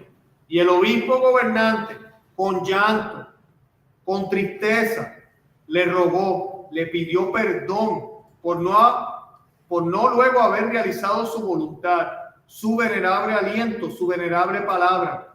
Y cuando se puso de pie, desató el cuello de donde estaba atada la vestidura, la tilma de Juan Diego, en la que se apareció, en donde se convirtió en señal la reina celestial. Y luego pues se la llevó la tilma a colocarla en su oratorio. Luego fue colocada en una iglesia y luego pues ya tenemos cuando construyen ya el templo y todo lo demás que ya expliqué. En este momento el obispo siente una pena grave, porque es que él sabía que era la reina del cielo, le habían dicho varias veces. Él pide perdón, acepta la petición de la Santísima Madre del Cielo y el resto es historia. Ya hablamos del resto. Cuando ya la imagen es revelada, publicada, la gente la puede ver, empiezan las conversiones a miles por día. Pero algo importante que sucede aquí con Juan Diego, la tilma, este pedazo de tela que tienen los indígenas, la tilma era considerada casi un pedazo del cuerpo de la persona, de ellos. Él siempre estaba con ellos. Ellos no salían sin su tilma. La tilma la utilizaban para llevar cualquier cosa que tuvieran que cargar, la utilizaban para cubrirse del sol, la utilizaban para protegerse del frío, para todos. La tilma siempre estaba ahí. Se la quitan. Esta tilma que acompañó a Juan Diego por décadas ya no es de él, ahora es de la reina del cielo y del mundo entero. Entonces estamos viendo un santo que ya de por sí tiene unas virtudes. Ya hablamos de la castidad, un hombre virgen, hablamos de tantas cosas, pero ahora es un hombre que lo pierde básicamente todo. O sea, ya yo pierdo la tilma, pierdo algo que es de mí, si tal vez tuvo un momento importante en mi vida, fue por esta tilma que acabo de traerte y ya ni es mía. Ya ni es mía, es de ustedes, es de la Virgen María. Es como dice Juan el Bautista, tengo que hacerme menos para que Él crezca. Exactamente lo mismo. Y ese es el camino de santidad. Y en algún momento en nuestras vidas se nos va a pedir eso. Aquí en Canadá, yo que vivo en Estados Unidos y en casi todo el mundo entero, estamos muy cómodos. Tenemos muchísimas cosas, tenemos electricidad, tenemos comodidades, todo es rápido. Estamos en una época que estamos muy cómodos. Creo que esa es la mejor palabra que puedo decir. Y no sabemos lo que es estar en necesidad. Y si nos quitan algo de lo que tenemos, comienza a fallar, no podemos vivir. Nos quitan el teléfono por un día, nos morimos. Nos quitan el automóvil, o el taxi, o el tren no llega, o lo que sea, donde vivamos. Ya estamos de mal humor. Ya estamos que la vida no me puede funcionar si yo no tomo el taxi a tiempo. O si fulano no viene y me busca. O si aquel no me hace aquel favor. O si el otro no hace esto. Eso no nos va a acercar a Dios. El santo es el santo que no depende de nada, sino solo de Dios. El santo se hace santo de esa manera. Y Juan Diego nos está mostrando aquí que ya él desprendido de muchísimas cosas, dejando las preocupaciones también, que él tiene también sus bajones en ciertos momentos, pero lo último que quedaba era dejar de ser él para dar lo de él, para que se haga la obra de Dios. Porque a él renunciar a su tilma, así le den otra tilma, ya no es la misma tilma, es otra cosa. No es mala, está bien, pero es otra cosa. Y esa es la respuesta que tenemos que tener cuando Dios nos cambia. Tenemos que renunciar a veces a amigos, tenemos que renunciar a veces a costumbres, tenemos que renunciar a veces a lugares. Tenemos que renunciar a todo eso para ya no ser lo mismo. Y vamos a extrañar ese pasado tal vez, porque puede ser que algunas cosas no eran tan malas. La tilma no era mala, pero la tilma la necesita Dios ahora. Ya no es tuya. Y sí, la vas a extrañar. Pero hay que seguir el arado, empujar el arado hacia adelante sin mirar atrás, como dice la palabra de Dios. Y ese es el ejemplo que Juan Diego nos da aquí. Y el ejemplo que nos dan los grandes santos, los cristeros en México, por ejemplo, que peleaban por la reina de Guadalupe, por Cristo Rey y por la reina de Guadalupe, por la devoción que tenían, porque fue por ella que no tan solo México, sino toda América, como Juan Pablo II la nombra a ella la emperatriz de América, bueno, ya otros papas la habían nombrado también como emperatriz, no es solo de México, es de América, es de Canadá también, es de Estados Unidos. A mí me sorprendió mucho cuando me mudé a Estados Unidos ver la devoción tan grande que hay a la Virgen de Guadalupe. Yo pensaba que era más en nuestros países. Es más, yo inclusive percibí más devoción ahí que inclusive que en Puerto Rico. Y no estoy diciendo que en Puerto Rico no tienen devoción a la Virgen de Guadalupe, pero sí en Estados Unidos se percibe. ¿Por qué? Porque sí es la emperatriz de América. Sabemos cómo la historia pasó, sabemos que por lo menos en Estados Unidos fue mayormente la corona protestante la que llegó. Y pues tenemos una América que es mayormente católica, amenazada por los enemigos de la Iglesia Católica. Y llega la emperatriz justo después de la Revolución Protestante a darle una paliza, una pela al demonio por el golpe bajo que nos dio con Lutero. Entonces tenemos toda esta batalla espiritual que se está dando en el medio del mundo para que el mundo cambie. Para que el mundo cambie para bien. Y cambió para bien. Cambió para bien. Ahorita mismo en estos tiempos, y con esto termino, nosotros estamos en una etapa ahorita mismo que estamos en el filo de un cambio inmenso en el mundo, porque se percibe, lo podemos ver. Ese cambio puede acercarnos más a Dios o puede alejarnos de Dios ahorita mismo. Y la Santísima Virgen María intervino en México cuando ese cambio estaba a punto de darse, pero para mal. Lo que les quiero decir con esto es que aunque parezca ahorita mismo que las cosas van para mal, cuando se ve todo como oscuro, cuando pareciera que el mundo no quiere mirar a Dios, ahí cuando más oscuro está, es cuando está a punto de amanecer. La Santísima Virgen María intervino en Covadonga cuando parecía que España estaba perdida completamente y comenzó la reconquista. La Santísima Virgen María intercedió a través del Santo Rosario y a través de las apariciones que hubieron en la batalla de Lepanto, cuando ya parecía todo perdido, íbamos a tener una Europa musulmana. Ahí intervino el cielo. O sea que nosotros estamos llamados a seguir peleando, a seguir caminando, sin importar lo que esté pasando alrededor, sin mirar la oscuridad, sino teniendo presente que la luz todavía existe y que yo tengo que cargar esa luz durante el tiempo que está oscuro ahora, con muchas adversidades y problemas, pero que Dios me va a dar las herramientas para poder llevar su mensaje y que el mensaje es el de Él, no el mío. Yo no valgo nada, yo simplemente soy un servidor.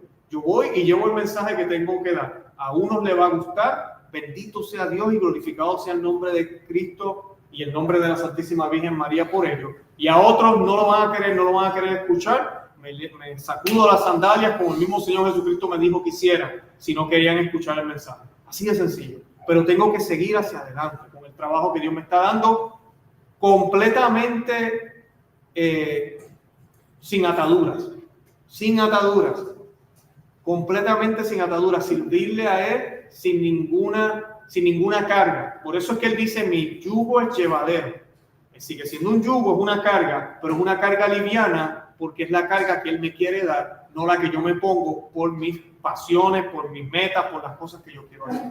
Así que ojalá que la Virgen de Guadalupe sea de inspiración para todos nosotros y que nos guíe ahorita mismo en estos tiempos de crisis que estamos viviendo, para que realmente nos demos cuenta de que el día y la hora están por llegar, de que sí, viene una intervención muy pronto por parte de ella, el Inmaculado Corazón de María triunfará. Esas fueron las palabras de ella en Fátima, fueron las palabras de ellas en muchísimas apariciones, en Ecuador la Virgen de Buen Suceso también, y es el ejemplo que nos da a través de este gran milagro, de que lo que ella va a hacer permanece. Ella ya lo hizo en aquel momento, en aquella crisis, y lo va a volver a hacer hoy. Y así como permanece en México, aunque tengamos un México ahora en crisis también, permanecerá en el mundo entero. Y permanecerá para darnos una oportunidad más antes de la venida de Cristo. Eso todavía nos falta. Pero eso sabemos que está muy pronto también, porque el tiempo de Dios es el tiempo de Dios. Así que encomiéndense a la Virgen de Guadalupe, mediten en la vida de Juan Diego y verán cómo las gracias del Señor siempre les van a dar esa fortaleza y esa fuerza. ¿Está bien? Que Dios los bendiga y gracias por su atención. Amén.